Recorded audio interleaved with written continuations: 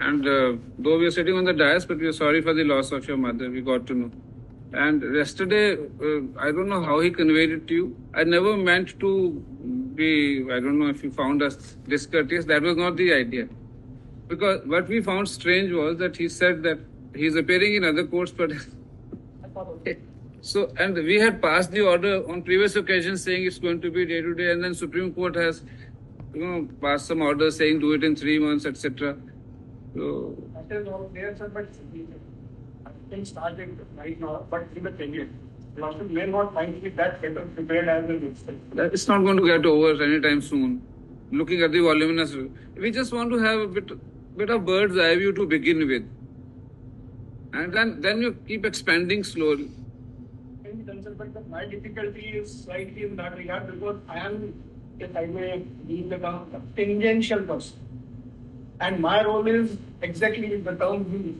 A bird's eye view is enough for me. I don't need to go anywhere because a very specific, very limited role. Why you starting with the caveat? I won't be as well prepared. If you're so confident about your role itself. My lord, sir, with your lordship's kind permission, my lord, may I address the court, my lord? Yes.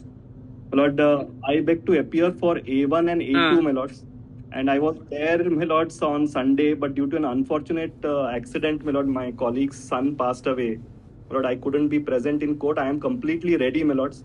In fact, my lord, in the fitness of things, my lord, if your lordships, my lord, want to get a bird's eye view of the matter, my lord, if A1's role, my lord, is permitted to be placed first, because that, my lord, starts with the entire conspiracy in May 2013 with the actual incident on August 2013. Joining the proceedings through VC, let us have the benefit of those who are present physically, and you can interject in between if you have any objection to what they say.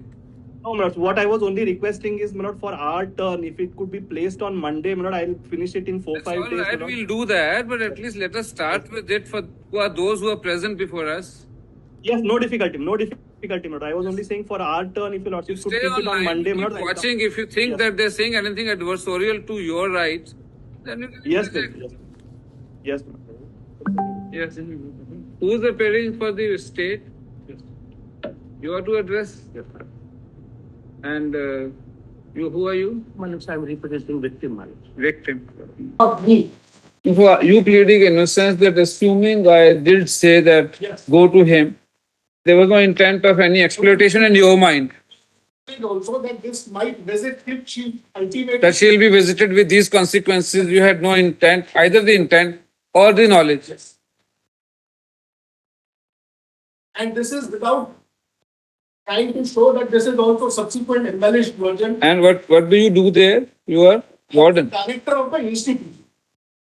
Recently appointed, but I was the director of it. Recently appointed as in? Prior to the incident, how long ago? In November or so, I was appointed. January, December or November, preceding year. February. So, I was a director, but I was not having the direct control, supervision, or otherwise of the girls' hostel. That was the post. But you do not deny your interaction with her. Interaction, I am denying because it is a subsequent afterthought.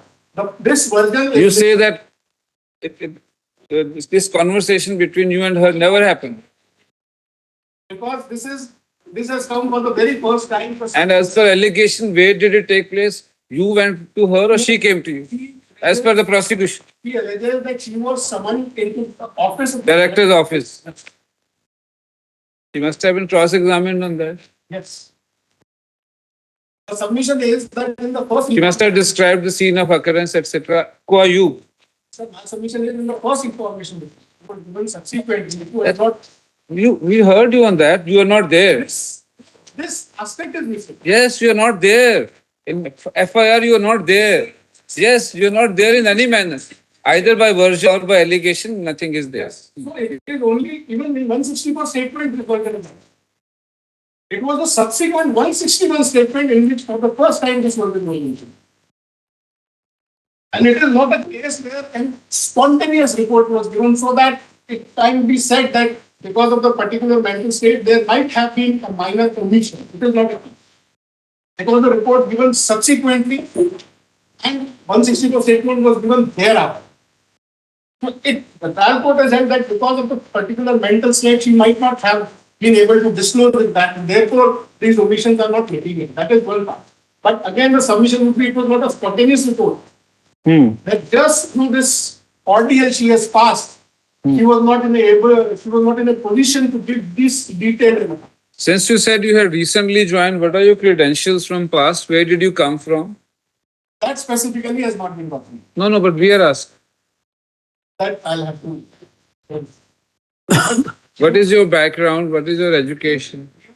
You are a director of an educational institute. Are you He was a BTech. Are you an educationalist? Yes. How, in what capacity did you come? He was a qualified engineer. He was a long associated with ashram and activities thereafter he was a follower. And he was contributing. No. Follower is one. But what was your livelihood prior to you joining as director? He was an engineer. Engineer where? From engineering, you switched to suddenly being the director of an educational institute. He joined the ashram and he was giving services there. And in that part, he was, when the post then rented, he was asked to take part of it.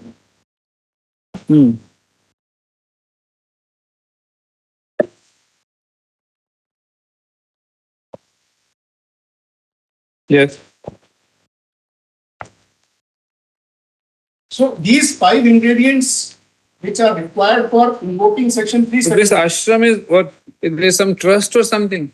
Trust operate the So there's a master-servant relationship between trust and you.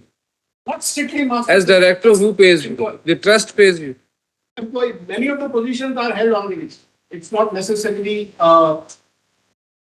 But as a director, you were on pay, what? Since I was a resident, You were a remunerative post. It was a remunerative post or it was a voluntary post? was specific, it has not come on record because it was not even considered relevant for the place because directorship is not district. So, as far as that part is concerned, I was a residential director, so I did not. Why are we asking? Why, the German parties, what was your, don't want to say relation, what was your equation with the prime accused? The allegation on you is that you use, as you said, your words, coercive deception. Yes. So, in order to be using coercive deception, you must be having certain proximity, certain bonding with the prime accused in order to be so No such proximity or bonding. so servile to him. I am a follower. This servility arises out of your allegiance to the Yes. to prime accused, It is what is. or is it a subservient relationship by virtue of your livelihood, No, livelihood. employment? I meant. No, not that because prior to that he was having his livelihood. So therefore, we were asking: are you paid by the trust? Are you paid by the prime accused, or are you voluntary? With use on a personal level is not paying anybody. It is to the political or other institutions which are functioning that these persons are who are associated are made if for the sake of argument any remuneration that is to them. There is no 1:1 relationship. Rather, the trial court itself has concluded after analyzing evidence that there was no direct communication between me and the man. I see. Since I was the director of the institution run by the trust of the principal accused, I am thought to be continued.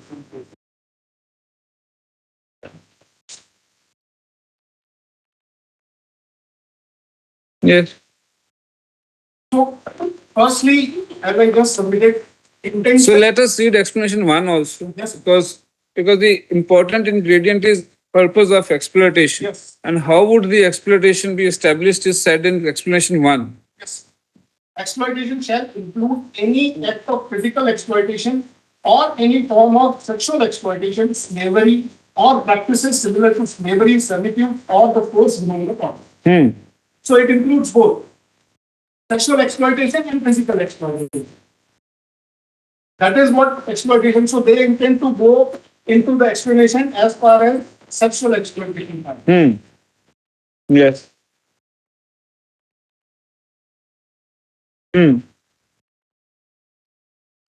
So my first submission is that intention or knowledge or the future possibility of exploitation is first there. Secondly, the 5 modes which are needed to constitute the open are also absent. It is not the case that I was the person who recruited. No, but all five are not relevant because the word uses or. It says or. So as long as prosecution has succeeded so far, they have succeeded in fitting you in either of the five. Yes. Yes. So that's And also, since you're using the word coercive deception, you don't have to labor much on the coercive part because deception alone is sufficient. Because that's what it says. Deception. so that's why I'm submitting. None of them is applicable to me. I'm not saying that all five are. Yeah. None of them is applicable. Recruitment is not their case. Now they No, can say but- transport. See, out of six, the case is only on one. Why labor on the rest? When they have come with When the prosecution itself is not pressing for any of the other five, I do not know. They may. If they do, then you can answer. they come with the case of transport. Now, the case of the prosecution admittedly is that when the parents visited the institution and met, the father met the petitioner and he said that go and visit him because there is a legal stay. They left. Parents and the victim, they left. Thereafter, they went to their native place. Thereafter, they tried to locate where the principal accused is. Thereafter, they came to know that he is at Joseph. Thereafter, they came to know. And thereafter, this went. So, transport or transfers, admittedly, I was very low control. Once, for the sake of argument, the victim and the parents left the building. There was no one accompanying them. They were all by themselves. They have visited their native place. Thereafter, they have thought it proper to contact the principal accused and started their travel from their native. So transfer or transport, again, which they might allege against me, is not applicable to me. Because I was not the person who was either accompanying them or I had instructed or ensured that somebody from the institution accompanies them to say that indirectly I was the person who was having any dominion control over their transportation or their transit. So these two also go, and harboring the case, you were admittedly a residential student at the institution, but it cannot be termed as Thakri. So in absence of all these, coupled with the aspect of afterthought embellished version of this is being introduced subsequently, makes it apparent that 370 at least is not applicable. Then thereafter, the second conviction is with the aid of section 120B again for the offence of 376D. Alex is well aware that 376D basically pertains to vicarious liability for an act committed by other persons, irrespective of any role being particularly carried out by the accused person.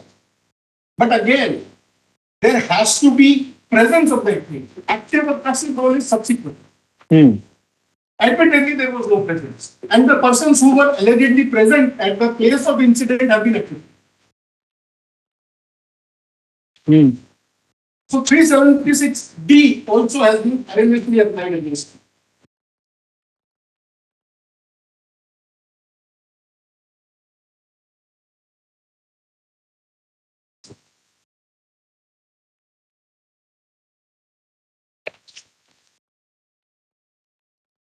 Page 76. D. Page 152A.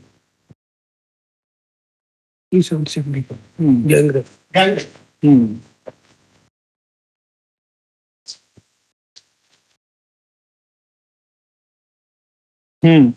Yes. Remember that? Yes. No, I was reading this. Where a woman is raped by once or more persons constituting a group or acting in furtherance of a common intention. Each of those persons shall claim to have committed the offence of rape and shall be punished with vigorous imprisonment for terms which shall not be less than 20 years, but which may extend to life, which shall be imprisonment for remainder of the person's natural life and his family. Provided, but these are the limited ones. So, firstly, there has to be an act committed by a group, or there has to be an act committed by a person, more than one persons in furtherance of a common intention.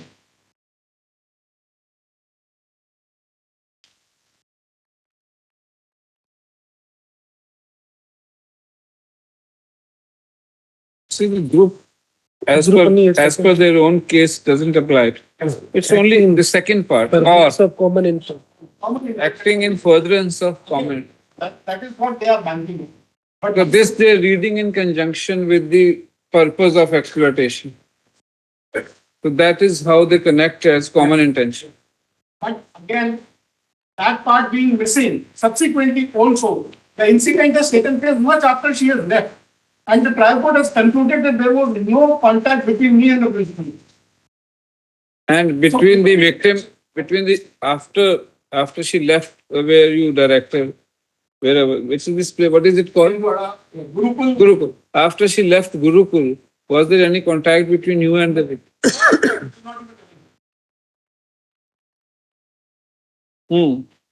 So common intention part is also absolutely missing. And again, it will have to be appreciated in the fact that constructive liability, either earlier section 34 or section 149, the difference was in practical passive or active participation. For 34 active participation has been held to be a necessary ingredient. 149 required mere presence. Even a passive participation is held sufficient to hold a member of any local assembly place. So, drawing that analogy, when the common intention part is seen in this section, it cannot be said that on the one hand you are alleging conspiracy and on the other hand you are alleging common intention. Common intention has to be read in my humble submission in conjunction with act, and therefore somebody sitting at a distant place cannot be attributed with common intention, because common intention, as envisaged in IPC, was undertaken by the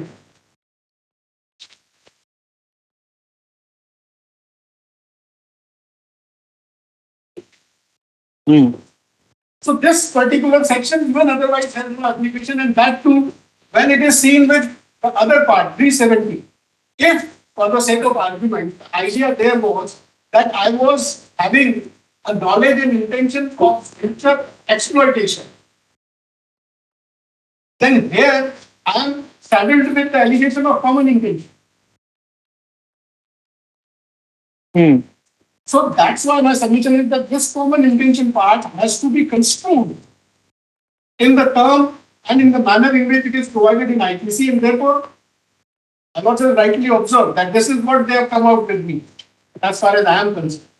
But again, somebody who is sitting far off distance, where you are using 120p for a particular section. In a subsequent section, if you are using common intention, then it has to be construed in light of section 30. And 149 also, that it is not necessary that a particular accused has to commit the act to be responsible for it. Mere presence or facilitating would have been sufficient, but then facilitation has to be physical in terms. There the person has left, and days after this incident occurs, common intention cannot be brought into. So, in simpler words, in the context of 376D, Yes. unless co-accused, which is you, is physically present at the scene of occurrence or around it. So you cannot attribute in that case any I may expand it. abetment on his part.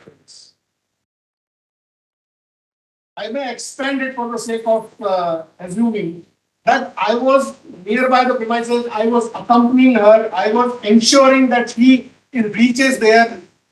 He might bring me into 376. Again, I use the word might. Because that would, in some way or the other, come into the purview of facilitation. That is absolutely absent. It is not even alleged. And again, as I submitted, the persons who were there have been acquitted. 2%.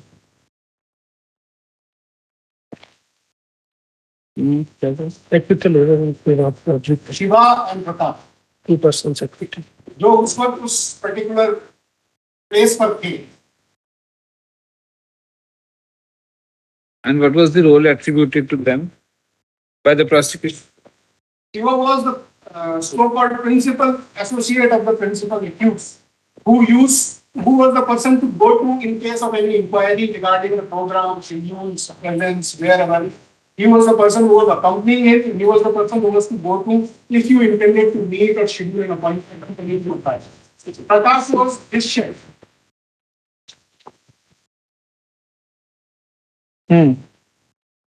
So, in broadly speaking, these two sections, as far as the present applicant, even at the risk of my submitting that, assuming the allegation, without going into my contest of this case, then also these two particular sections cannot be applied for me. And these are the two sections under which I have been convicted. That too with the aid of principle. Continue.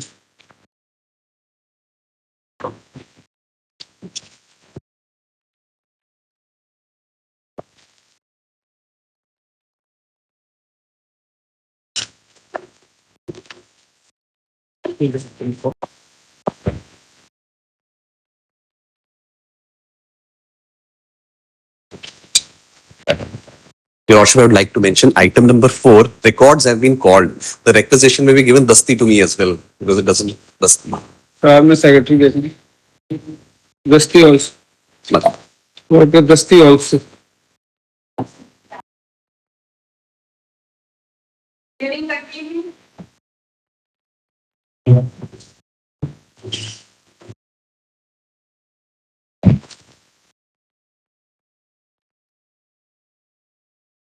Yes.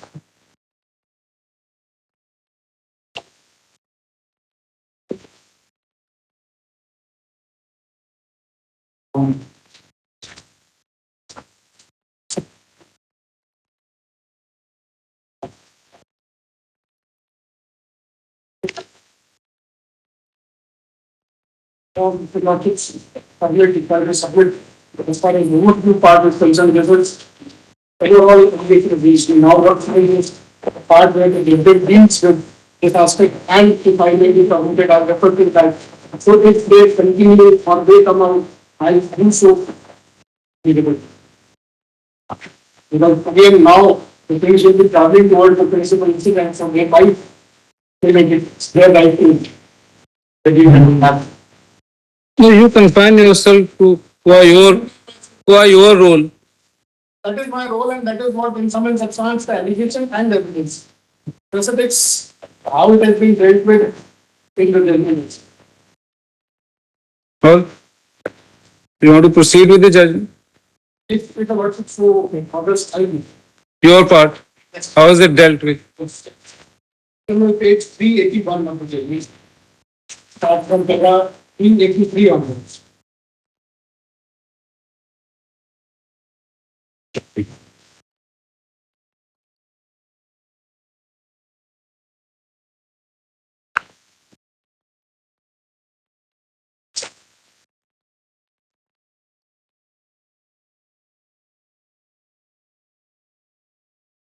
Para as far as Sharath is concerned, para 390.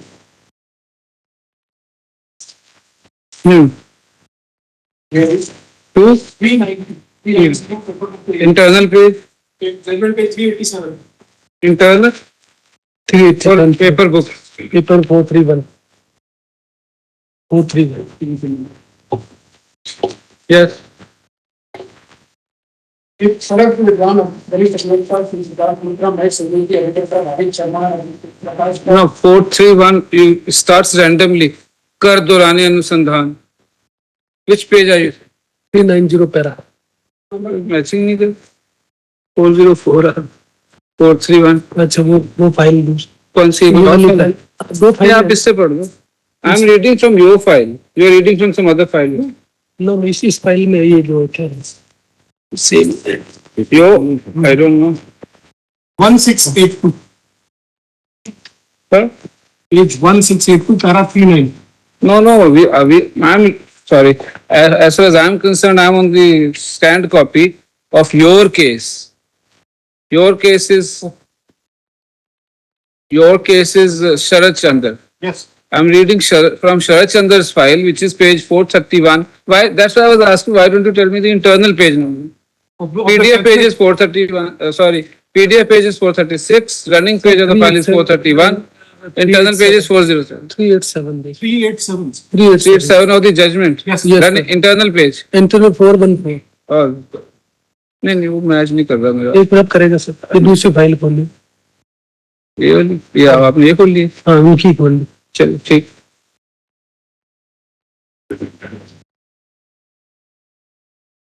414 ये You reading from 389. 390 para 390. Yes. अभियुक्त. Yes. अभी शरद के विद्वान वरिष्ठ अधिवक्ता सिद्धार्थ मिश्रा मैं CMD अधिवक्ता भाविक शर्मा अभी वेद प्रकाश रक्षक की प्रथम सूचना रिपोर्ट प्रदेश की अभी एक शरद के नाम का कोई उल्लेख नहीं है. पीड़िता के बयान अंतर्गत धारा 167 दंड प्रक्रिया संहिता P7 में भी शरद के नाम का उल्लेख है. एनजीओ रिपोर्ट प्रदेश की P4 में भी शरद के नाम का कोई उल्लेख है. ऐसी स्थिति में सोच विचार कर धारा 161 दंड प्रक्रिया संहिता के बयानों में अभियुक्त शरद चंद्र का नाम खुला. अभियुक्त शरद चंद्र का फोन नंबर लास्ट 4 डिजिट्स 9340 होना बताया गया है. तो फोन PW32 नितिन बंगला का है जो पक्ष में हो गया है तथा इस बात से इनकार करता है कि उसने फोन शरद को दिया है वरन वो फोन सुशील को देना चाहिए. अपने कर्तव्य के समर्थन में judgment starts and thereafter the consideration of support and starts from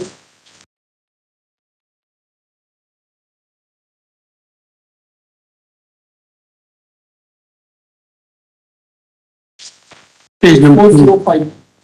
Judgment page 399, para 405.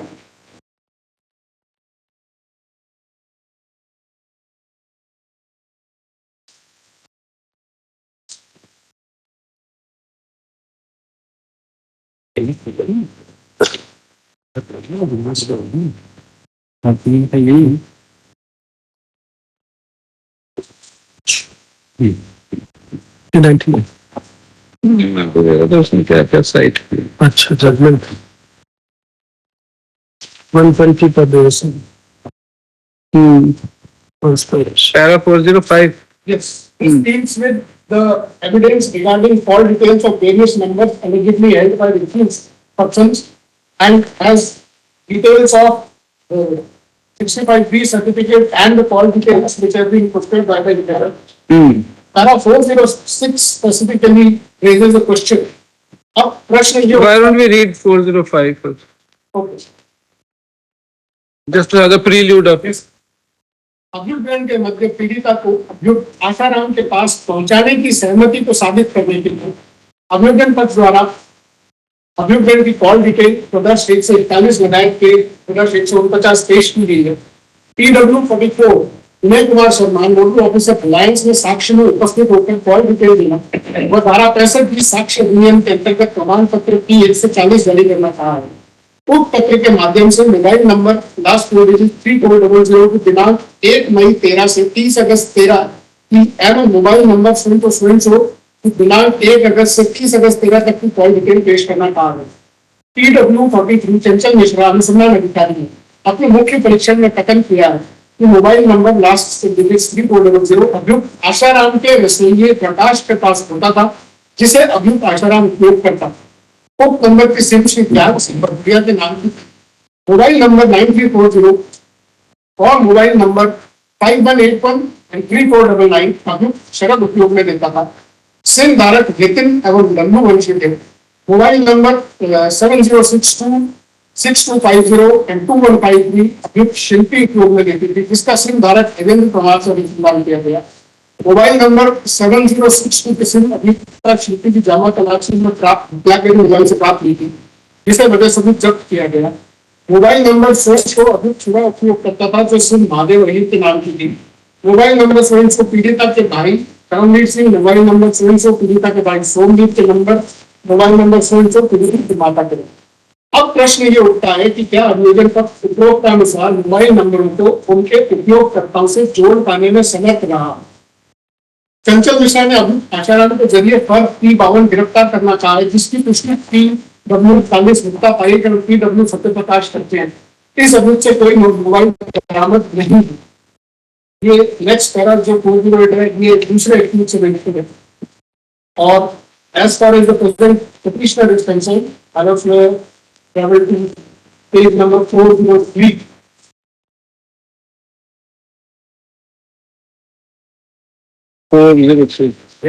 मैं टॉक्सी पर 8/13, 19/8/13 तथा 20/8/13 तथा 9 बजे की लोकेशन डिलीवर कराएंगे। तत्पश्चात 6 बजे से इस मोबाइल की लोकेशन अहमदाबाद की है। यदि हम बचाव पक्ष के साक्षी Once again, I don't know, I can't get the context of it. Where does it start? Start from The first line. I think read all of 410 because if you're starting in abstract, no, one loses the flow. 410 start from where you left. चंचल मिश्रा ने अपने प्रकाश को दिनांक 20/9/13 को जरिए P तक गिरफ्तार करना था। इसकी तारीफ PW29 पप्पाराम और PW38 बाबू सिंह ने अपने बयानों में की।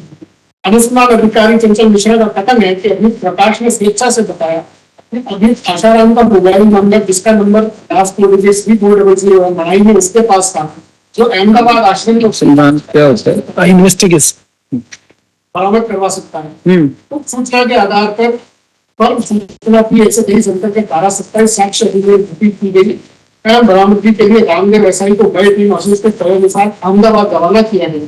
जहां एसआई रामदेव द्वारा अभियुक्त प्रकाश के आवासीय स्थल की तलाशी दी थी, परंतु अभियुक्त के बताए अनुसार स्थान पर मोबाइल नहीं मिला और खाना तलाशी एसआई रामदेव द्वारा बनाई गई जो केवल 373 है।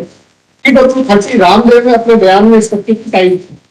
अतः स्पष्ट है कि यह वह मोबाइल तथा सिम नंबर 340000 बरामद नहीं है। अनुसंधान अधिकारी द्वारा उप मोबाइल व सिम के स्वामी ज्ञान सिंह भदौरिया के बयान अंतर्गत धारा 161 जन प्रक्रिया संहिता लेखक किए गए, जिसके अनुसार अनुसंधान अधिकारी को कहना बताया कि उसने अभियुक्त आशाराम के कहने से उप सिम फोन को खरीद कर प्रयोग करने के लिए उसे दी, किंतु उल्लेखनीय है कि PW24 ज्ञान सिंह भदौरिया पक्षग्रही Style हो गया. मामले में इस तथ्य की तारीफ नहीं करता है कि उसने उप सिम खरीद कर अभियुक्त आशाराम को दी। इस गवाह को पक्षद्रोही घोषित करवाकर जेल की गई है। जिले में गवाह कथन करता है कि मोबाइल नंबर उसके पास ही रहता था और किसी के पास नहीं रहता। जिले में गवाह इस बात को गलत बताता है कि उसने मोबाइल खरीदकर आशाराम को दिया और अगस्त 2013 तक मोबाइल प्रकाश रसोइये के पास रहा हो और वही इस फोन से बात की बात कर रहा तो उसने इस बात को भी गलत बताया है कि दिनांक 27/8/13 को प्रकाश ने उसे यह कहा हो कि पुलिस केस हो गया है इसलिए सिम बदल।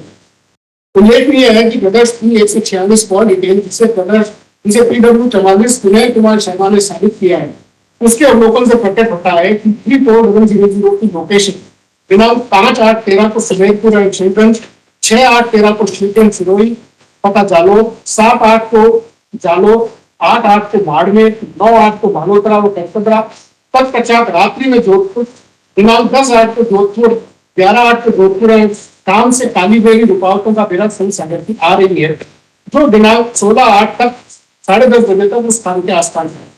तत्पश्चात दिनांक 16/8/13 से लगभग 2.5 महीने कॉल डिटेल के अनुसार यह मोबाइल फोन चलना शुरू हुआ तो पावटा, विदेश, दिलाड़ा, जयतारण, संद्रा, यावल, बुधू, जयपुर, भागवता, जयपुर से होते हुए दिनांक 17/8 को सुबह चलकर विलेज घाटपुरी पहुंचा। दिनांक 18/8/13, 19/8/13 और 20/8/13 प्रातः 9 बजे तक की लोकेशन दिल्ली तक की आ रही है। तत्पश्चात 6 बजे से मोबाइल की लोकेशन अहमदाबाद।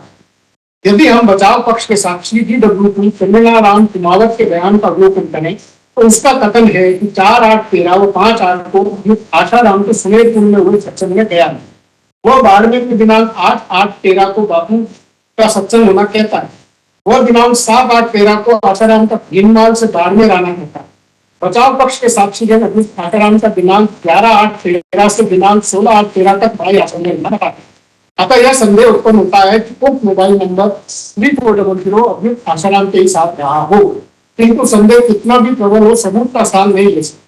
PW24 ज्ञान सिंह भदौरिया ने अभियुक्त द्वारा की गई जिले में यह कथन किया है कि दिनांक 10/8/13 से लेकर 16/8/13 तक वह गांधी के कार्यक्रम के दौरान साथ था। अभियुक्त दिनांक 16/8/13 को जोधपुर से चला गया था, गवाह वही रहा था। वह दिनांक 16/8 को जोधपुर से दिल्ली सड़क मार्ग से निकलने का कहता है। गवाह दिनांक 7/8/13 से 10/8/13 तक छिंदवाड़ा गर्ल्स हॉस्टल से नेहा तुलसियानी से बात करता है तथा 6/8/13 से 15/8/13 तक छिंदवाड़ा गर्ल्स हॉस्टल में रहने वाले सुशील से भी बात करना कहता है। PW36 नेहा कोटयानी ने इस गवाह के तत्वों की पुष्टि की है। अतः मेरे विनम्र मत में मेरे पक्ष के संदेह से परिस्थिति नहीं कर पाया है कि मोबाइल नंबर 3400 प्रकाश के पास रहता हो, जिसे अभी काशराम काम में लेता है। अभी कमिश्नर अधिकारी PW43 चंचल मिश्रा ने दिनांक 20/9/13 को अभियुक्त शरद चंद्र को जरिए फर्ज गिरफ्तारी की बेहतर गिरफ्तार करना कहा है।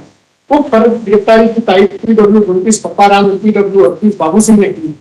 PW23 अनुसंधान अधिकारी ने अभियुक्त शरद का पुलिस कस्टडी रिमांड प्राप्त कर दौरान अनुसंधान उसके द्वारा स्वेच्छा से यह कहना बताया कि उसके 2 मोबाइल नंबर 3499 और 9340 गुरुकुल छिंदवाड़ा बालक छात्रावास के निजी कमरे की दराज में रखे हैं, जो चलकर बरामद करवा सके, जिस पर इतला धारा 27 साक्ष्य अधिनियम की 124 तैयार की गई।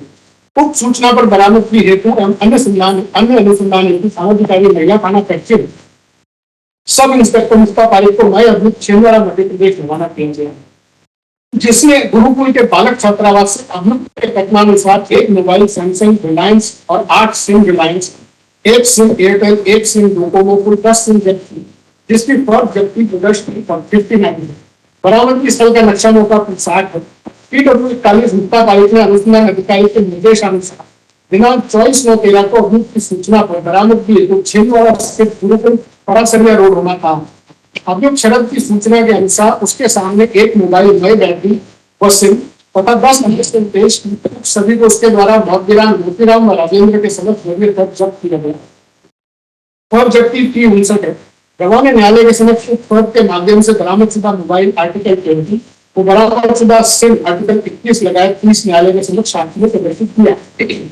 बरामदगी स्थल का नक्शा नोटा 60 जमानत रहती है। तो गवाहों के कथनों की तारीफ PW8 मोतीराम ने PW43 चंचल मिश्रा ने एक पब्लिक से मिली रिलायंस के सिमों की डिटेल के बारे में पता लगाने के लिए रिलायंस कंपनी के नोडल ऑफिसर को पत्र लिखना और इस बाबत रिपोर्ट की 129 प्राप्त करना था।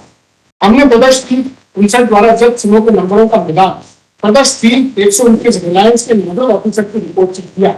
प्रदर्श 59 में बरामदशुदा रिलायंस की सिमों के सिमों में नंबर 6763 का हवाला है, जिसका मोबाइल नंबर प्रदर्श 129 में 6316 बताया है। इसी प्रकार प्रदर्श 359 में बरामदशुदा रिलायंस की सिमों में सिम नंबर 7033 का हवाला है, जिसका मोबाइल नंबर 3129 में 9635 बताया गया है। अतः अभियोजन पक्ष मोबाइल नंबर 6316 एंड 9635 का संबंध अभियुक्त से दिलवाने में सफल रहा है। So, Firefox here concludes that these two numbers, last 4 digits 6316 and 9635, prima facie connects the accused with these numbers. यह उल्लेखनीय है कि PW40 उदय ने दिनांक 23/9/13 को एक मोबाइल सैमसंग का, एक मोबाइल रिलायंस का परिचय आर्टिकल 4 और 5 चेक करना था और उसकी फर्क P35 पर अपना हस्ताक्षर लेना होता है। इस गवाह ने दिनांक 27/9/13 को कार्बन का मोबाइल जिसमें रिलायंस की सिम की पेश करना बताया। मोबाइल आर्टिकल 6 बताई। PW43 चंचल मिश्रा ने अपने बयान में एक मोबाइल रिलायंस कार्बन का उदय छिनानी द्वारा सब इंस्पेक्टर रामदेव को बेला थाना में पेश करना कहा है, जिसकी फर्क पेश करता अपनी 36 मोबाइल आर्टिकल 6 स्वयं का SI रामदेव का कहना है, स्वयं का SI रामदेव द्वारा कहना है। PW30 रामदेव ने दिनांक 27 आर्टिकल 6 स्वयं का SI रामदेव स्वयं का क्या होता है? स्वयं मींस इज ओन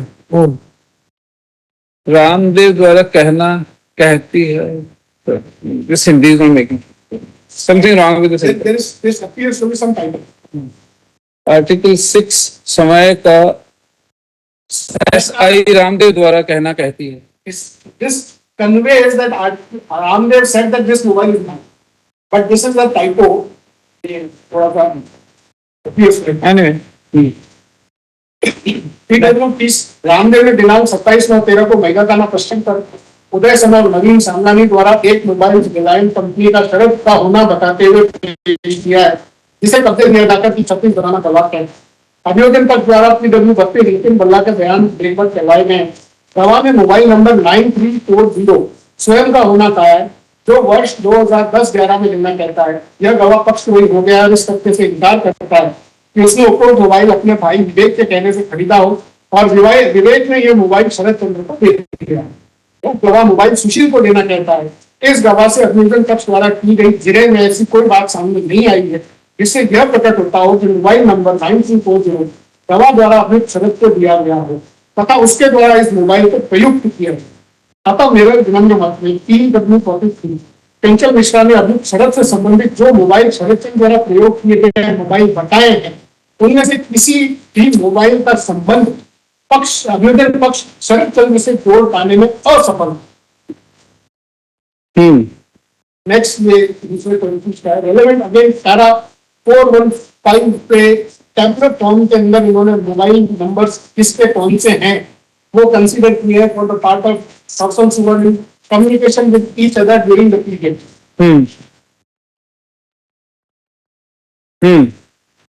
ये जो minus will find a table and in this the consideration is not as far as Karamveer Singh, father of the victim, Rita Singh, mother, Somveer Singh, brother, poet means Shiva and Singh.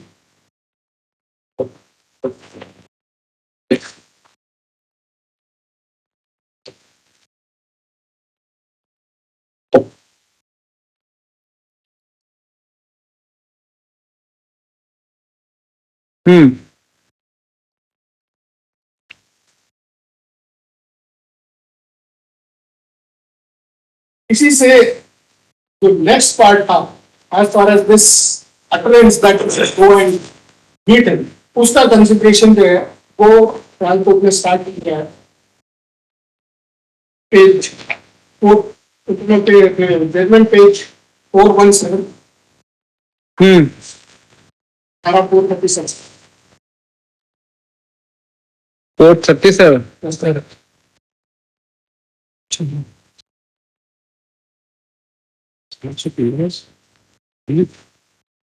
yes इस संबंध में पत्रावली से आई साक्ष्य इस प्रकार है। PW5 मुख्य परीक्षण में इस आशय के कथन किए हैं कि अगस्त 2013 में वो छिंदवाड़ा गुरुकुल में थी, उस समय 12वीं क्लास में थी। छोटा भाई लक्ष्मी भी उसी स्कूल में पढ़ता था, बॉयज हॉस्टल में रहता था। गवाह ने आगे कथन किया है कि पिछली 2-3 अगस्त 13 को उसे हॉस्टल में चक्कर आए थे। शिल्पा उस हॉस्टल की वार्डन थी जिनको उसकी बीमारी का पता चला परंतु कुछ नहीं किया, डॉक्टर को भी नहीं दिखाया।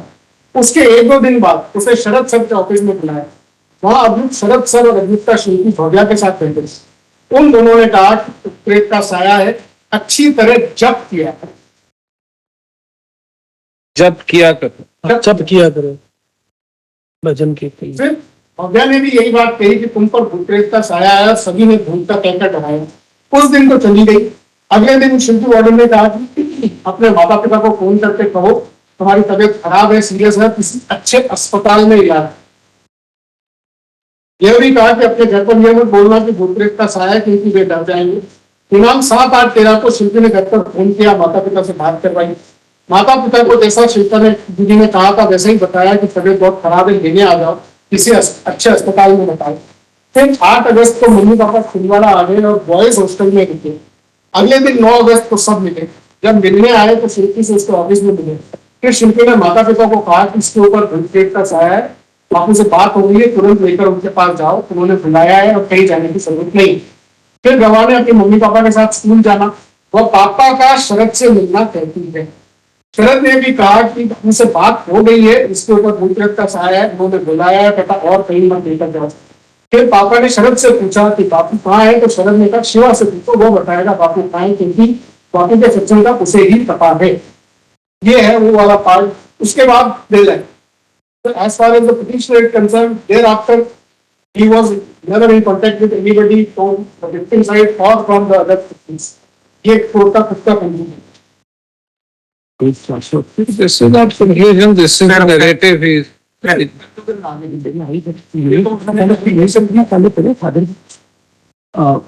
Para number 438 is also relevant because father PW21 is father of the victim Miles. Sorry, 430. Next para. Next para. Correct. PW21 Paramvir Singh के इस प्रश्न बिंदु के संबंध में इस आशय के कथन है कि उसने अपने पुत्र और पुत्री का एडमिशन छिंदवाड़ा के गुरुकुल में करवाया था। बेटा बॉयज हॉस्टल में, बेटी गर्ल्स हॉस्टल में रहते। गर्ल्स हॉस्टल की वार्डन थी। उसके बेटे सोमनी पे फोन नंबर 5839 जिस पर 6 अगस्त को किसी का फोन आया कि सब काम छोड़कर नाम केंद्रीय मंत्री का जाप किया। 1 घंटे तक लगातार मंत्री का जाप किया। शिल्पी ने कारण बताने में पालन किया। अगले दिन फिर शिल्पी का फोन बेटे के फोन पर आया तथा उसने यह बताया कि आपकी बेटी की हालत गंभीर है, जिसे लेना आता। फिर अगले दिन 8 अगस्त 13 को गवाह की पत्नी के साथ कार से शाहजहांपुर छिंदवाड़ा के लिए रवाना हो। शाम 9 बजे छिंदवाड़ा पहुंचना करता। छिंदवाड़ा में गुरुकुल के गेट पर आकर बेटी के बारे में पूछा तो लगभग 10 बजे फोन पर बेटी से बात कर लगी। Call details established this chain of her calling. वो that again will be my submission because there are issues involved regarding certificate being addressed by the person. So these chain of events of her calling on twice over, different date, of course. Has that been established through call? Yes. Huh? A pie chart was prepared by the investigating officer on the basis of the call details provided by the service provider.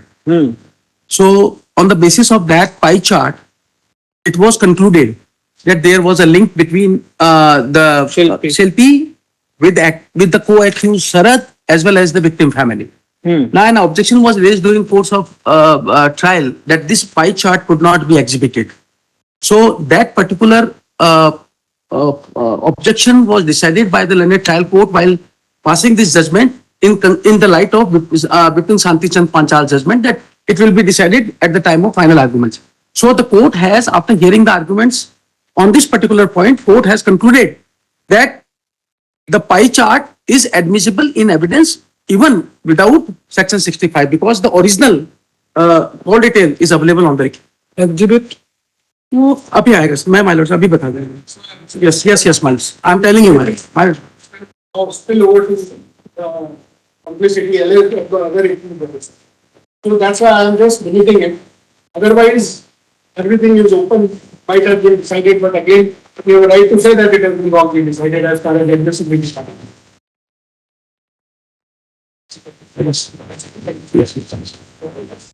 I have continued reading.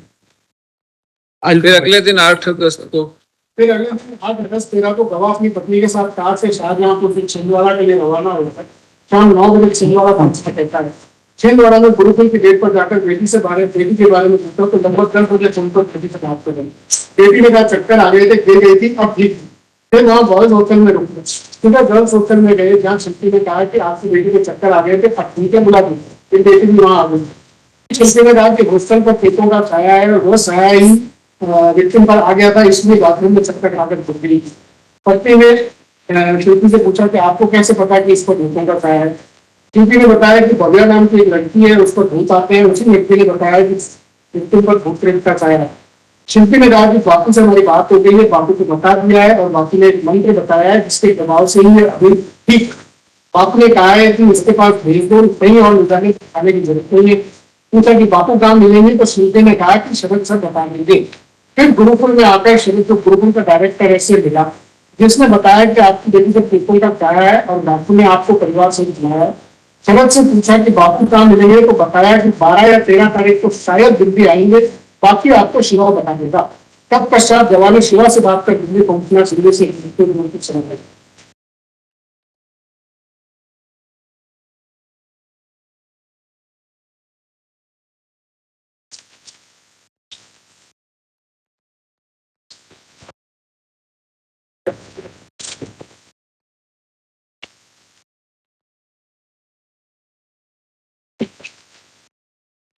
उसके बाद page 432 para 468 मतलब please continue para 439 on the next. No, at least reading of the judgment, you don't have to toss back and forth. That's why I'm submitting. Allow me because now I am. No, I think to that extent he's right. We are reading the judgment. Why break the continuation of the narration? 239. That's what meant of that. I have just referred to the allegations referred by the trial court.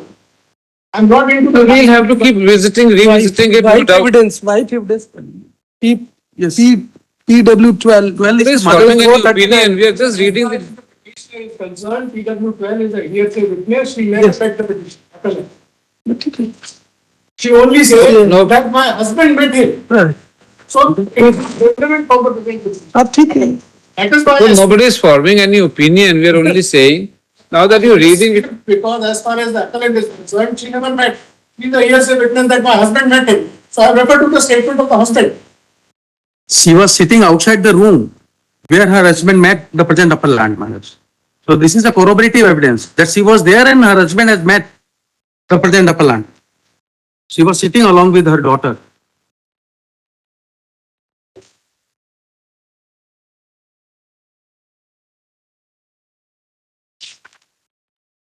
How should I proceed? Should I stick to the relevant part of the conclusion as far as the appellant is concerned? I do not, speaking for myself, I do not know what is the rush of skipping. Sir, basically there is no rush. See, The apprehension which the learned counsel also, because now the things have started becoming like. Apprehension that it's there. That is the only Tell me, how will reading of the judgment under prejudice? 439 read Judgment we have to 439 we may have to read and read करो, judgment 439 many times over. We may have to read it many times over. 439 sir. 439. 439. Yes. And trust us, nobody is forming opinion at this nascent a stage. This is a very nascent stage. Right now we are more into the story. That's the reading of the document. 439. Yes, yes.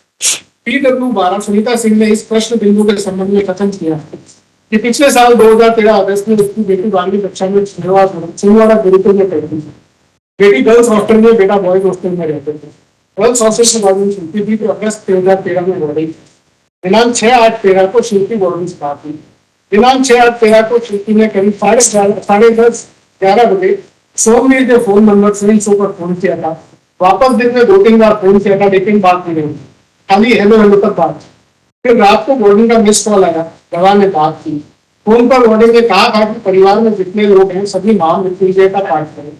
दिनांक 7/8/13 को शिल्पी का phone आया कि बेटी की तबीयत बहुत खराब है, जल्दी से छिंदवाड़ा आ जाए। गवाह ने बेटी से भी अपनी बात सुना था। बेटी ने कहा कि तबीयत बहुत खराब है, अच्छे डॉक्टर को दिखाना है, जल्दी आए। फिर अगर 8 अगस्त को सुबह 4:30 बजे छिंदवाड़ा के लिए रवाना हो गए, जहाँ 8-8:30 बजे पहुंचे। बॉयज हॉस्टल में रुके। रात को 10-10:30 बजे बच्ची से फोन पर बात हुई। इसने कहा अभी ठीक। फिर 9 अगस्त को सुबह गर्ल्स हॉस्टल में गए। माँ खिड़की से मिली, पूछा बेटी की तबीयत कैसी है तो कहा कि अभी ठीक है, बात करवा दी। फिर बेटी की उपस्थिति में शिल्पी ने कहा कि उस पर भूतप्रेतों का साया है। जब पूछा कि आपको कैसे पता कि भूतप्रेत का साया है, तो शिल्पी ने कहा कि भव्या नाम की लड़की है जिस पर भूत आता है, उसी ने यह कहा है कि आपकी बेटी पर भूतप्रेत का साया है। शिल्पी ने यह भी कहा कि बापू से बात हो गई है, उन्होंने बुलाया है और बापू जहाँ कहीं भी है लेकिन उनको वहां ले जाओ और कहीं नहीं ले जाना, बापू के पास ले जाओ। गवाह ने अपने पति की मुलाकात स्वयं से होना कहती है।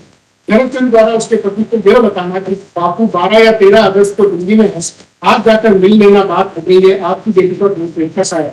तत्पश्चात गवाह ने दिल्ली होते हुए जोधपुर न्याय आश्रम पहुंचने के बारे में बयान दिया है।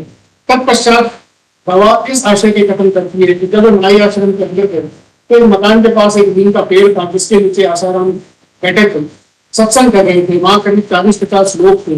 10-15 लोग बाहर से अंदर आए, फिर बाकी लोगों के साथ रहे थे। वहां आसाराम ने बेटी से पूछा कहाँ से आएंगे, बेटी ने कहा कि छिंदवाड़ा गुरुकुल से आए।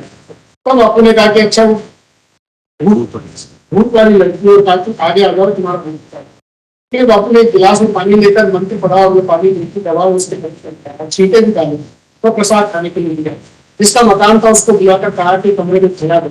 आगे इसके आगे इस गवाह की साक्षी का विवेचन प्रश्न किया गया। विद्वान विशेष लोक अभियोग है परिवादी के अधिवक्ता दल का यंत्र शरद मुखर्जी ने पीड़िता को टक्कर आने का फायदा उठाया, उसे भगवा के माध्यम से डराया बनता है। उसके माता पिता को भय में डाला। उन्हें छिंदवाड़ा गुरुकुल के गर्ल्स हॉस्टल में बुलाकर उन्हें कपट को प्रवंचना करके पीड़िता को अद्भुत आसाराम तक पहुंचाने के लिए प्रेरित किया। यह अपने प्रेरित किए गए आपराधिक षड्यंत्र का हिस्सा था। इसका उद्देश्य अद्भुत आसाराम द्वारा पीड़िता का दुष्कर्म करना था। भगवा की हॉस्टल में उपस्थिति शामिल पीड़िता ने जिले में स्पष्ट किया है कि सभी जगह अपराधी की वजह में भूत आता है। ऐसे में भव्या का पीड़िता को यह कहना कि इसके भूत है, उसे डराने में अभियुक्त द्वारा अभियुक्त हुए की बात मानने के लिए प्रयास। विद्वान अभिनेता अभियुक्त का यह तथ्य है कि प्रथम सूचना रिपोर्ट की जांच धारा 164 दंड प्रक्रिया संहिता के अंतर्गत रिपोर्ट बयान दर्ज की साथ एवं पीडब्ल्यू पार्ट किरण ठाकुर को पीड़िता द्वारा प्रयास में पीड़िता को भव्या द्वारा डराने का कोई उल्लेख नहीं है, न ही सड़क का नाम ही दिया गया। अतः उन दोनों का नाम जानबूझकर भूत लेख की कहानी को विश्वसनीय बनाने के लिए दिया गया। बताओ पक्ष गवाह DW1 चारू, DW7 लेगा, DW8 या DW9 रीना और DW गवाह विद्या के बयानों से सिद्ध है कि भव्या एकदम स्वस्थ व्यक्ति की हत्या में कोई भूत का वातावरण नहीं था। PW36 लिया तो उन्होंने भी इस बात से इनकार किया है कि हत्या में कोई भूत वगैरह आता है। यही कथन PW33 विवेक शर्मा के लिए प्रथम सूचना रिपोर्ट में उल्लेख है कि किसी द्वारा पीड़िता से यह कहा गया कि वो मम्मी पापा को कहे कि आकर उसे ले जाए और किसी अच्छे अस्पताल में इलाज कराएं। 9/8/13 को पीड़िता की कस्टडी उसके माता पिता को सपोर्ट की जा चुकी थी। उसके पश्चात उसके माता पिता की मर्जी थी उसे किसी अच्छे अस्पताल में ले जाकर इलाज करवाते, क्योंकि वे साधक रहे तो उनकी खुद की सोच थी कि वे अपने बच्चे का इलाज आराम से करवाना चाहते हैं। अभियोजन पक्ष द्वारा साधक followers मालूम, disciples, फॉलोवर साधक है उनके, फॉलोवर आज साधना करने वाले। Those who are, yes, I. क्योंकि वे साधक रहे तो उनकी खुद की सोच थी कि वे अपने बच्चे का इलाज अपने आसाराम से करवाना चाहते हैं। अभियोजन पक्ष द्वारा प्रस्तुत ऑल डिटेल्स से नहीं प्रकट होता है कि अभी सड़क और शिल्पी के बीच वैज्ञानिक संपर्क था अथवा दोनों का अभी आसाराम से कोई संपर्क नहीं था। अभियोजन साक्षी PW37 ने जिले में स्वीकार किया है कि यदि बपुआ को संदेश देना होता था तो गुरुकुल आश्रम से पहले अहमदाबाद को संदेश को भेजते थे, वहां से बापू के पास जाता था। गवाह ने इस बात को सही बताया है कि शरद व संचिता बापू से डायरेक्ट संपर्क नहीं कर। इसके अतिरिक्त PW6 रणदीप, PW22 किशोर, DW6 विष्णु और DW10 मनीषा ने इस पत्र की तारीफ नहीं की है कि परिवादी पक्ष के नई आश्रम पहुंचने के बाद आसाराम में पीड़िता को भूतों वाले व्यक्ति का होगा। बताओ पक्ष के यह भी तर्क दिया गया है कि भूतों की कहानी में भव्या सबसे महत्वपूर्ण भूमिका बताई जाती है। अधिकारी ने भव्या के बयान देने का प्रयास नहीं किया, उसके संपर्क कर जानने की कोशिश होनी चाहिए कि उसे कोई बीमारी की जरूरत। पक्ष के तर्कों का मनन किया, टकराव भी का अवलोकन किया। सर्वप्रथम भव्या के संबंध में टकराव की तरह साक्षी का अवलोकन करते हैं। पीड़िता का कथन है कि चक्कर आकर बाथरूम में देखने की घटना के बाद उसे अभियुक्ता शिल्पी और शरीर में ऑफिस में बुलाया था, भव्या भी रखी थी। तो उसने पीड़िता को उसमें भूत आने की बात कही। यह सही है कि प्रदेश T4 तहरीरी रिपोर्ट T7 1864 प्रक्रिया संहिता के बयान वो T4 एनजीओ किरण ठाकुर PW7 की रिपोर्ट में भव्या का उल्लेख नहीं है, क्योंकि स्कूल में भव्या का अस्तित्व साक्षी में पूर्ण रूप से शामिल है। पीड़िता को इस So when they're bringing in this another instance of similar kind Bhavya, is that the only solitary instance, or they say it was a usual practice of him being an expert on this No. whatever? No, that is the solitary instance that another student was also suffering, and it was in that light that she was told that you are also suffering from this very particular thing. And she believed it because one was a warden and they had seen her shouting and throwing tantrums, so she believed that maybe she is under the spell, so therefore I also. Just out of curiosity, it's not their case that the prime accused had ever in past had an occasion to see this victim. Had he ever no. Yeah. put his eyes on her in any manner? Yes, sir. Yes, ma'am. Huh? Yes, there is evidence that he had seen him. So it's on not two that it's an different- unknown victim, some Yes. unknown victim. It wasn't an unknown victim. No, it's not an unknown fact. He was aware of the presence. Yes, he was aware of, and वो हरिद्वार में और एक जगह और दो जगह वो उनसे मिली. In past. Yes. They had met in past. Yes, ma'am.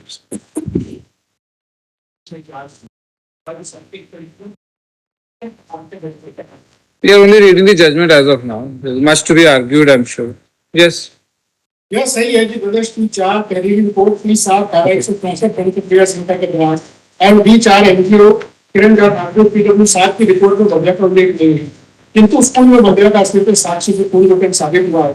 पीड़िता के इस तथ्य से कंसर्न किया गया है कि उसकी पुलिस रिपोर्ट स्वयं में शरद व शिल्पी का उसे कहना कि इस पर भूत प्रेत का साया जब किया करो और भव्या का भी यही बात कहना नहीं।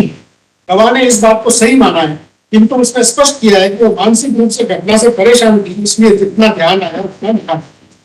वास्तव में भव्या ने एडमिशन लिया था, यह तथ्य बचाव पक्ष को स्वीकार करता है, लेकिन जहां बचाव पक्ष का कथन है कि भव्या एकदम स्वस्थ हुई तथा उसका टीसी जमा नहीं होने के कारण उसे स्कूल से जाना पड़ा था, वहीं यह तथ्य पत्रावली पर आए साक्ष्य से खंडित होता है। प्रोडक्ट की 79 भव्या शुक्ला का प्रवेश पत्र है, जिससे प्रकट होता है कि भव्या को कक्षा 11वीं में प्रवेश दिया गया था तथा उसमें टीसी जमा करवाने की शर्त नहीं लिखी गई। 386 भव्या का प्रधानाचार्य के नाम प्रार्थना पत्र है, जिसके मुताबिक उसका स्वास्थ्य ठीक नहीं होने के कारण उसके पिताजी घर लेकर जाना चाहते हैं। कृपया 7-8 से 18 तक का अवकाश के लिए कष्ट करें। प्रदर्श B99 बचाव पक्ष का एक दस्तावेज है। हालांकि दस्तावेज फोटो की प्रति है, परंतु स्वयं बचाव पक्ष की ओर से प्रस्तुत किए जाने के कारण आवेदन पक्ष के पक्ष में पड़ेगा नहीं होती। प्रदर्श B99 3 अलग अलग दस्तावेजों का समूह है। प्रथम दस्तावेज भव्या के पिता शैलेश शुक्ला का शपथ पत्र है। द्वितीय दस्तावेज जिला सेशन न्यायाधीश को दिनांक 29/9/13 को लिखा हुआ पत्र है। तृतीय दस्तावेज माननीय मुख्य न्यायाधिपति उच्च न्यायालय उच्चतम न्यायालय नई दिल्ली को लिखा गया। माननीय मुख्य न्यायाधिपति नई दिल्ली को लिखे पत्र में अंकित है कि दिनांक 6/8/13 को वो छिंदवाड़ा इसलिए पहुंचा कि उसकी पुत्री ठीक नहीं थी। जब उसकी पुत्री ठीक हुई तो अपनी पुत्री के साथ 25/8/13 को छिंदवाड़ा पहुंचा, जहाँ गुरुकुल के बाहर उपद्रव देखा तो वापस लौट। स्वयं बचाव पक्ष का एक पत्र सिद्ध करता है कि भव्या की तबीयत ठीक नहीं होने के कारण उसके पिता द्वारा उसे निरंतर पहुंचाया गया। न कि पूर्ण रूप से स्वस्थ थी एवं मूल किसी न आने के कारण उसे गुरुकुल छोड़ना पड़ा। जहां तक PW 41 मुक्ता पारिक द्वारा जिले में इन्वेस्ट स्वीकार करने का प्रश्न है कि आर्टिकल 16 में पेज नंबर 17 पर भव्या के नाम के आगे मूल किसी जमा न करवाने के कारण नाम पारिक लिखा हुआ है। मेरे विनम्र मत में उक्त प्रविष्टि से बचाव पक्ष को कोई लाभ प्राप्त नहीं देता है। जैसा कि पूर्ववर्ती प्रश्न बिंदु में स्पष्ट किया जा चुका है कि उक्त प्रविष्टि का यह प्रकरण दर्ज होने के 1 माह से अधिक समय पश्चात 23 सितंबर 13 को है, जबकि भव्या शुक्ला दिनांक 7/8/13 से अनुपस्थित चल रही। यदि मूल टीसी जमा होने के कारण उसका नाम काटा जाता तो प्रविष्टि 7/8/13 माह अगस्त के प्रश्न होनी चाहिए। जहां तक विद्वान अधिवक्ता के इन पदों का संबंध है, अनुसंधान अधिकारी द्वारा भव्या उसके परिवार और पड़ोसियों से पूछताछ का कोई प्रयास नहीं किया गया। इस संबंध में PW 43 चंचल मिश्रा से प्रश्न पूछे जाने पर प्रकट किया है। उन्होंने इस प्रकरण में भव्या के बारे में पूछताछ करने व अनुसंधान करने के काफी प्रयास किए, किंतु उनसे अनुसंधान नहीं होता। सभा ने यह कथन किया है कि भूत के साये के संबंध में वह मृत्युंजय जप के संबंध में भव्या से पूछताछ करने का प्रयास किया था, परंतु वो उपलब्ध नहीं हुई थी, इसके लिए उसके बयान नहीं दिए। सभा ने भव्या के नाबालिग होने के कारण उसके पिता के मार्फत नोटिस भेजना कहा है। नोटिस उसके चाचा को दिया। सभा भव्या के पड़ोसियों के बयान लेना भी कहती। चंचल मिश्रा के पत्नी की पुस्तक प्रदर्श B99 से पूरी होती।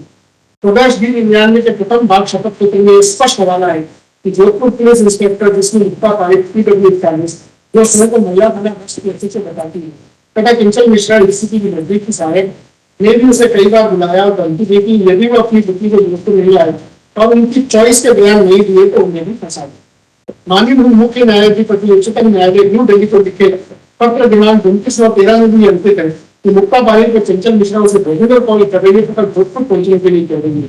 डर के मारे उसे अपने परिवार को बचाने के लिए मेरठ भेजना पड़ा है।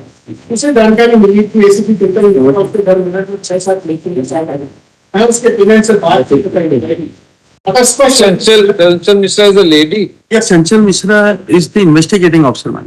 She is a lady. Bhavya Shukla का पिता पूछताछ के घर से अपनी पुत्री को लेकर मेरठ से चला गया।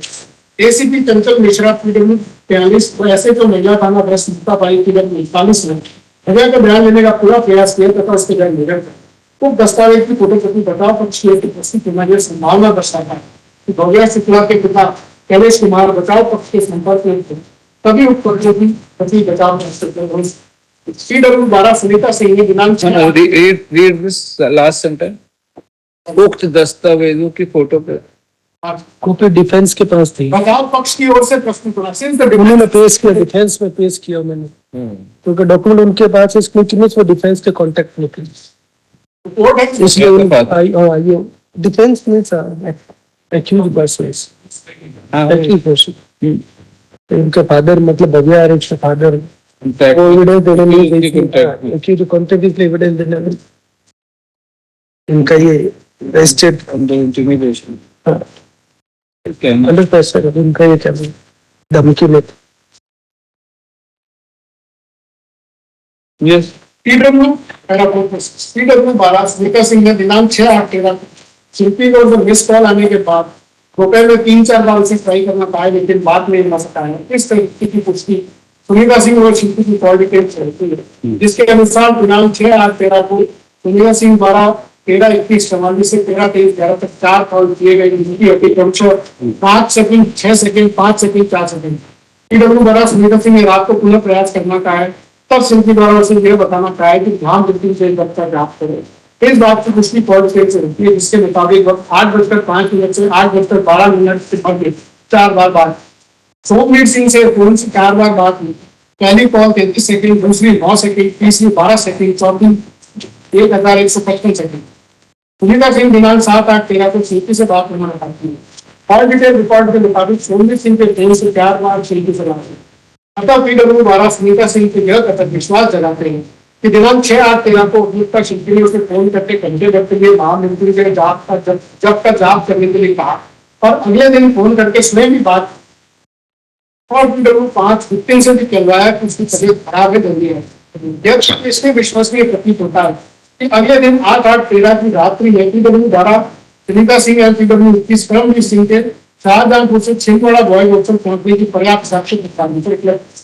यहाँ तक कि बचाव पक्ष के गवाह भी इसकी पुष्टि करते, तब पेशकर्ता पुलिस की 56 के साथ संलग्न आगंतुक रजिस्टर से पुष्टि होती है, जो बॉयज हॉस्टल का आगंतुक है। पुलिस की 64 एंट्री W37 राम कश्यप को बचाव पक्ष की ओर से दिए गए इस सुझाव से तथ्य साबित होता कि घटना के वक्त अपनी शरद गुरुकुल छिंदवाड़ा का डायरेक्टर था तथा प्रदेश की संसद नियुक्ति पत्र सुशील संचिता गुप्ता से तारीफ होती है कि संचिता गुप्ता उर्फ शिल्पी होती की संचालिका अधीक्षिका थी। पीड़ित के चक्कर आने की घटना के संबंध में उसे बार-बार सुझाव दिए गए, किंतु वो अपने तथ्यों से बिल्कुल नहीं जीती। हालांकि वो चक्कर आने की घटना की कोई निश्चित दिनांक नहीं बता पाएंगे, तो अथवा 3 अगस्त बताती है। उधर P4 में दिनांक 7/8/13 को जो चक्कर आना लिखा है, उसके बारे में उसका कथन है कि उसने 7/8/13 को चक्कर आना नहीं बताया। PW 5 ने स्पष्ट कथन किया है कि उसे शरद ने ऑफिस में बुलाया और वहां जाने पर शरद को शिल्पी का पहले से वहां बैठा होना, साथ में भजिया का भी होना तथा शरद और शिल्पा दोनों का यह कहना कि तुम्हारे ऊपर भूत प्रेत का छाया है कि अच्छी तरह जप किया करो। बाबा उसके माता पिता आने के बाद उनके साथ स्कूल जाने कहती है। आगे उसने स्पष्ट किया है कि उसके पापा शरद सिंह से मिले थे, तो उन्होंने कहा था कि उसके ऊपर भूत प्रेत का छाया है। बापू से बात हो गई है, उन्होंने बुलाया है तथा और कहीं मत निकल। फिर उसके पापा ने शरद सिंह से पूछा था बापू कहाँ है, तो उन्होंने कहा कि शिवा से बात करो, वो बताएगा बापू कहाँ है। PW 12 सुनीता सिंह भी शरद सिंह से अपने पति के मिलने की पुष्टि करती है। PW 30 करमवीर सिंह ने स्पष्ट कथन किया है कि जब शिल्पी से पूछा बापू कहाँ मिलेंगे, तो शिल्पी ने कहा कि शरद से बता देंगे। फिर गुरुकुल में आकर शरद सिंह से मिले तो गुरुकुल का डायरेक्टर है। शरद ने बताया कि आपकी बेटी तो पेपर का सहाय है और बापू ने आपको कल्याण से किया है। शरद से पूछा बापू कहाँ मिलेंगे, तो उसने कहा कि 12 या तारीख को शायद दिल्ली आएंगे, बाकी आपको शिवा से। PW 5 ने चिड़े में भव्या के बारे में स्पष्ट किया है कि भव्या चिल्लाती थी, कमरे में बंद कर देते थे और हमें उसके पास नहीं जाने देती। गवाह ने 1-2 बार उसे उत्पात मचाते हुए कमरे में बंद करके देखा था। गवाह ने स्पष्ट किया है कि वो रोने जैसा चिल्ला रही थी। पहली बार चिल्लाने का देखने पर चुप हुई कि बाहर जाकर देखी क्या होगा, किंतु उसके पहले ही शिल्पा ने इसके बारे में बता दिया कि भव्या के साथ ऐसा होता है, उसके पास नहीं जाना। गवाह शिल्पा पर इसलिए भरोसा कर लेना कहती है क्योंकि वो हॉस्टल की वार्डन थी और डरी थी, इसलिए झूठ नहीं बोल सकती थी। गवाह से पूछा गया कि भूत होता है या नहीं होता है। गवाह ने जवाब दिया कि भगवान होता है तो भूत भी होते हैं। भगवान अच्छा करते हैं और भूत बुरा करते होंगे, क्योंकि जो बुरे लोग होते हैं वे ही मरकर शायद भूत बनते हैं। इससे स्पष्ट है कि गवाह बयान देने के रोज तक भूत प्रेत पर विश्वास करती है। उसका अभियुक्ता शिल्पी पर विश्वास था कि यह बड़ी झूठ नहीं बोल सकती। ऐसे में अभियुक्ता शिल्पी की बातों में आकर परिवार वालों को फोन करना व शिल्पी के कहने अनुसार अविश्वसनीय अस्वाभाविक प्रतीत नहीं है। PW 11 कृपाल सिंह ने अपने पत्रों में बयानों में कथन किया है कि वह दिनांक 11/8/13 को करमवीर व अन्य सामने लोगों के साथ मिला था। करमवीर से उसकी बात हुई थी, वो परेशान लग रहा था। वो बताया था कि छिंदवाड़ा गुरुकुल में उसकी वार्डन शिल्पी का फोन आया था और शिल्पी ने कहा कि बेटी की तबीयत खराब। तब करमवीर वहां गया, वहां उत्तम की तबीयत खराब नहीं थी, लेकिन भूत प्रेत का कोई चक्कर नहीं था। परमवीर ने यह भी बताया कि शिल्पी ने उन्हें यह कहा हाँ कि इसकी बातों से बात हुई है, वहां जाने से वो ठीक हो गया। धीरे में इस गवाह ने स्पष्ट किया है कि वे 20 तक में बरेली गए थे। उसने भूत प्रेत वाली बात किसी अन्य को इसलिए नहीं बताई क्योंकि उसने भूत प्रेत की बात को समझी। मेरे विनम्र मत में PW 11 Gopal Singh, PW 12 Savita Singh, PW 5 victim, तो PW 21 करमवीर के तत्वों से ये पूरी तरह से देखा कि अभिनेता शिल्पी ने सर्वप्रथम परिवारों के निवास पर घूमकर महामृत्युंजय मंत्र का जाप करने का कहकर कराया, क्योंकि यह सुनिश्चित है कि घोर संकट आने पर महामृत्युंजय मंत्र का जाप किया जाए। तब 50 समय में वो विक्टिम से भी पीड़िता के परिवार को यह कहना है कि उसकी तबीयत खराब है, तुरंत आ जाए। तब पीड़िता के माता पिता उसके लेने पहुंचे और यह कहा कि कहीं और ले जाने की जरूरत नहीं है, इस पर भूत प्रेत का साया है, बाकी से बात हो गई, सीधे नहीं मिली। उक्त तथ्यों की तारीख 11/8/13 को करमवीर सिंह द्वारा गोपाल सिंह को बताने से विद्वान अधिवक्ता अभियुक्त जैन का यह तर्क है कि पीड़िता की कस्टडी माता पिता के हाथ में सौंप दी गई थी, मेरे विनम्र मत में स्वीकार किए जाने योग्य नहीं है, क्योंकि धारा 370 भारतीय दंड संहिता में वर्णित अपराध को पूर्ण करने के लिए कस्टडी प्राप्त करना आवश्यक नहीं है। मात्र धारा 370 उप धारा 1C के 4 व 6 तरीके अनुसार प्रकट को प्रवंचना करके स्थानांतरित व्यक्ति पर नियंत्रण रखने वाले व्यक्ति की सम्मति प्राप्त करने के क्रम में खुद प्रेरणा से भी यह प्राप्त पूर्ण हो जाए। हस्तगत पत्र में भूत को भय दिखाकर अभिनेता शिल्पी द्वारा PW 21 करमवीर सिंह और PW 12 सविता सिंह से कपट को प्रवंचना की गई तथा उन्हें उत्प्रेरित किया गया कि वे अपनी पुत्री को जिस पर वे नियंत्रण रखते थे तो अभियुक्त आसाराम के पास स्थानांतरित करें। यह तक दिया गया है कि अभियुक्त आसाराम में अभियुक्ता संचिता के मध्य कोई कम्युनिकेशन होना अभियोजन पक्ष साबित नहीं कर पाया। अतः अभियुक्त आसाराम और संचिता के मध्य पीड़िता को अभियुक्त आसाराम के पास स्थानांतरित करने की सहमति चुकी नहीं सकती। इसके अतिरिक्त दिनांक 9/8/13 के पश्चात अभियुक्त शिल्पी द्वारा परिवारिक पक्ष के साथ कोई संपर्क नहीं रखा गया, ना ही फोन करके पूछने का प्रयास किया गया कि वे अभियुक्त आसाराम के पास ले गए या नहीं। यह भी सिद्ध करता है कि अभियुक्त आसाराम और अभियुक्ता शिल्पी के मध्य मस्तिष्क का संतुलन नहीं था। हमें इस संबंध में अपराधी पर आई साक्ष्य का ध्यान की वो बदलाव नहीं था। माननीय उच्चतम न्यायालय का यह अभिमत है कि आपराधिक षड्यंत्र के मामले में प्रत्यक्ष साक्ष्य का मिलना अत्यंत कठिन होता है। आपराधिक षड्यंत्र का परिस्थिति जन्य साक्ष्य से ही सामान्य तौर पर सिद्ध किया जा सकता है। ये judgements have been referred next इस तरह 46 पूर्व विवेचन द्वारा ये साबित माना गया है कि अभियुक्ता शिल्पी ने पीड़ित में भूत आने का गठन करके इसके पीड़िता व उसके परिवार को डराया। पता मैंने कहा कि बातों से बात हो गई है, सीधे उन्हीं के पास निकल जाए। यहाँ कड़ी इस प्रकार होती है कि पीड़ित परिवार जब अभियुक्त आसाराम के पास पहुंचा और अभियुक्त आसाराम के पास पहुंचने पर पीड़िता ने बताया कि वह छिंदवाड़ा गुरुकुल से आई है, तो अभियुक्त आसाराम ने कहा कि ऐसा भूतों वाली यदि अभियुक्ता संचिता अभियुक्त आसाराम के बीच मस्तिष्क का सम्मेलन नहीं होता तो वह अभियुक्ता शिल्पी को इसके पास भूत प्रेत का डर दिखाकर भेज रही थी, तो वह छिंदवाड़ा गुरुकुल का नाम लेते ही पीड़िता को भूतों वाली व्यक्ति से संबोधित कैसे। पीड़िता के साथ दिनांक 15/8/13 को जब्त करवाने के भागे से घटना का गई। उससे एक दिवस पूर्व भी पीड़िता को बुलाकर इस बाबत फुसलाने के साक्ष्य पढ़ लिखकर क्या करोगी, समर्पित हो जाओगे, हमारी जिंदगी बना देंगे। बड़े बड़े अफसर मेरे करने में बड़े रहते। परिवार के अभियुक्त आसाराम से मिलने के बाद भूतों के संबंध में बात होने की साक्ष्य मात्र PW 21 करमवीर और PW 12 सविता सिंह और PW विपिन की ही नहीं है। आसाराम और करमवीर के परिवार के मध्य पहुंचते ही बात हुई। इसकी तारीफ PW 6 रणजीत के बयानों से होती है, जिससे पूरे परिवार ने अभियुक्त आसाराम से पूछा जो फार्म हाउस का मालिक है जिसमें स्थित कुटिया में घटना और गवाह ने मुख्य परिसर में कथन किया है कि ड्यूटी से जो लोग आए उनमें एक आदमी एक औरत को एक लड़की थी। उनके लिए बाबू ने कहा था कि इनकी व्यवस्था की, तब इन्हें मकान से उतर के कमरे में हुआ। अर्थात ये गवाह करमवीर सिंह सुविधा सिंह इसकी के बारे में बात करता है। इस गवाह ने आगे स्पष्ट किया है कि जो ड्यूटी से आए थे उनमें से जो आदमी था उसने बापू जी को कहा था कि पेट मेरा गला दबा रहे हैं। औरत आई थी, उसने बापू जी को कहा था मुझे 3-4 साल से औरतें दिखती है। अर्थात ये स्पष्ट है कि अभी तो परिवार के बीच भूत प्रेतों के संबंध में बातचीत की थी, जिसका गवाह PW 6 रणजीत। PW 22 रामकिशोर भी करमवीर सिंह द्वारा बापू को अपने परिवार की समस्या बताना। अर्थात ये गवाह जो बयान देने के दिन भी अभियुक्त आसाराम का साधक है, स्वीकार करता है कि करमवीर सिंह और अभियुक्त आसाराम के मध्य समस्याओं के संबंध में बातचीत हुई। अतः यह तथ्य सिद्ध होता है कि अभियुक्त आसाराम परिवादी व उसके परिवार के इस तक पहुंचने से पूर्व भी यह ज्ञात था कि परिवादी को भूत प्रेत का डर दिखाकर उसके तरफ दे गए। जहां तक अभियुक्ता श्रुति और शरद चंद्र द्वारा दिनांक 9/8/13 के पश्चात पीड़ित परिवार से कोई संपर्क नहीं करने का प्रश्न है, मेरे विनम्र मत में अभियुक्ता श्रुति और अभियुक्त शरद चंद्र द्वारा आपराधिक षड्यंत्र का स्वयं का हिस्सा पूर्ण कर लिया गया था, अतः उसे पुनः परिवार पक्ष से संपर्क करने की आवश्यकता नहीं है। 12-10 बात के साथ अधिनियम का निम्नांकित दृष्टांत यह स्पष्ट करता है।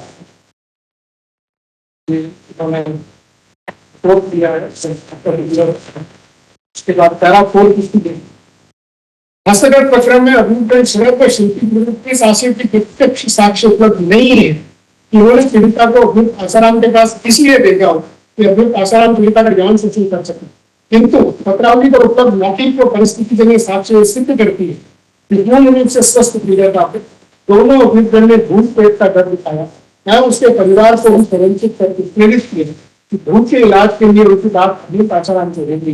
वे पीड़िता को कहीं नहीं ले गए, सीधे अभियुक्त आसाराम के पास गए। उक्त तथ्य यह सिद्ध करता है कि अभियुक्त आसाराम के साथ किस षड्यंत्र में शामिल थे कि पीड़िता को किसी तरह अभियुक्त के पास आसाराम के पास भेज दिया जाए ताकि वह अनुष्ठान के नाम पर पीड़िता को उसके माँ बाप से अलग कर सही कर सके।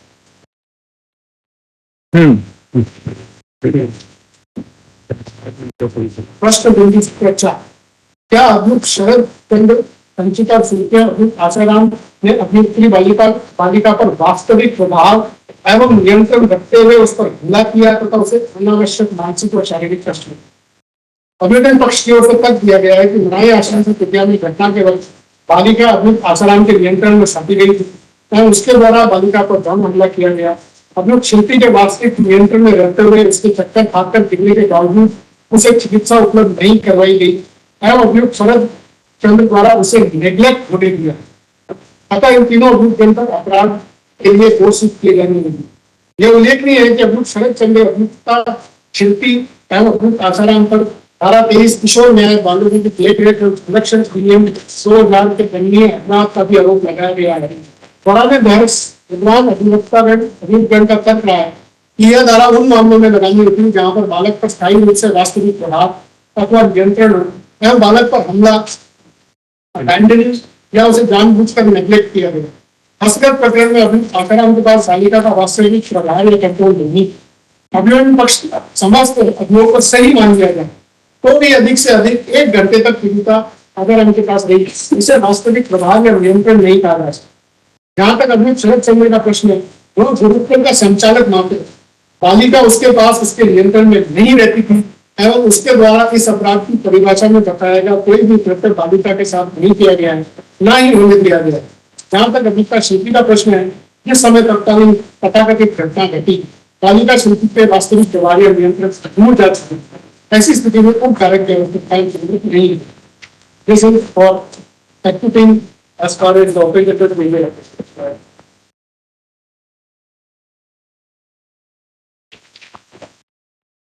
उसके बाद दूसरों का कंसिडरेशन है कि आपके सेंटेंस में You want to continue tomorrow?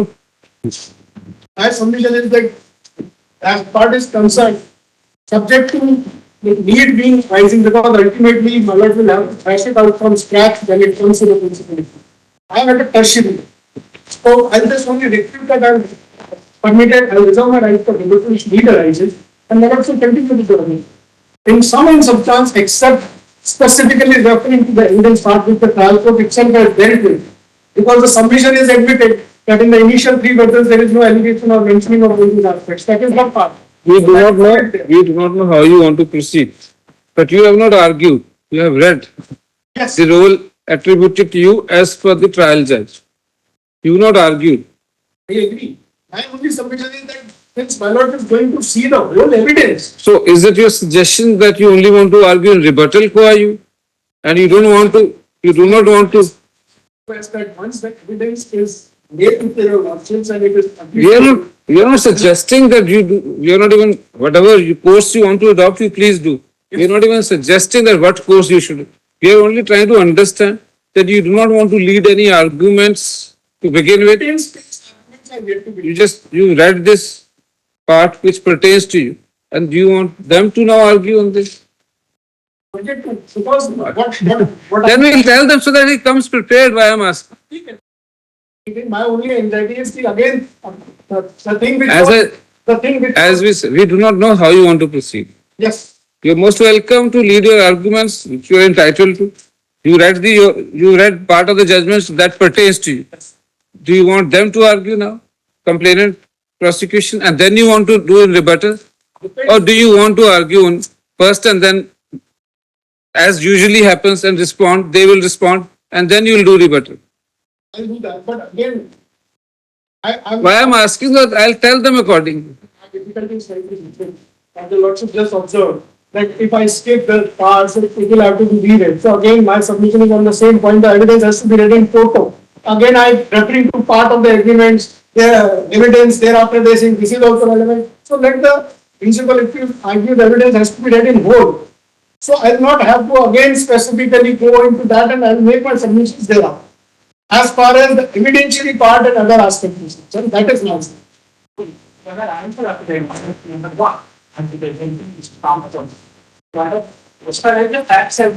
not representing, you're briefing Mr. Kama.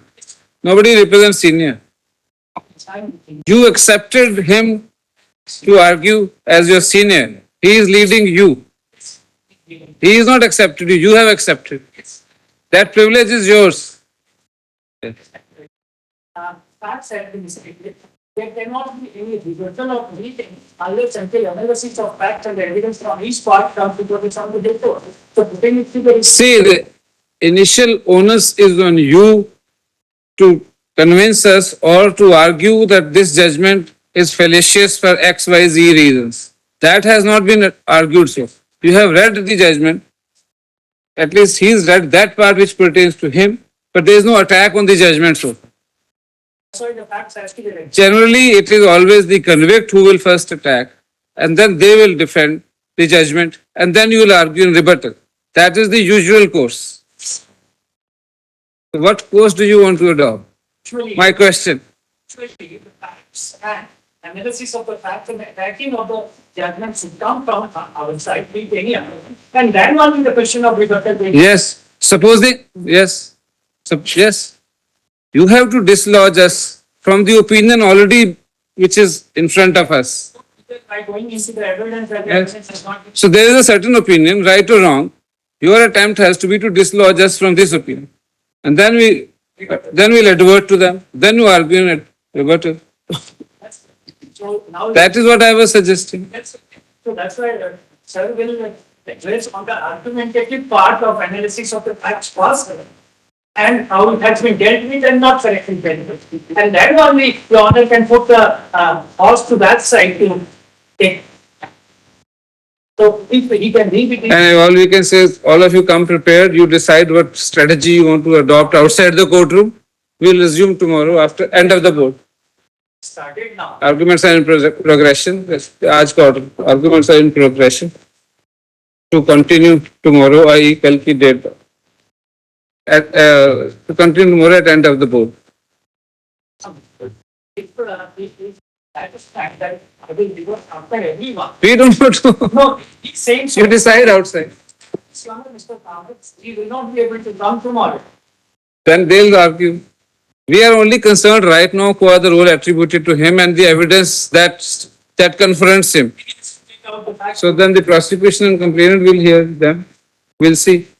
All of you come prepared. That's all we can say.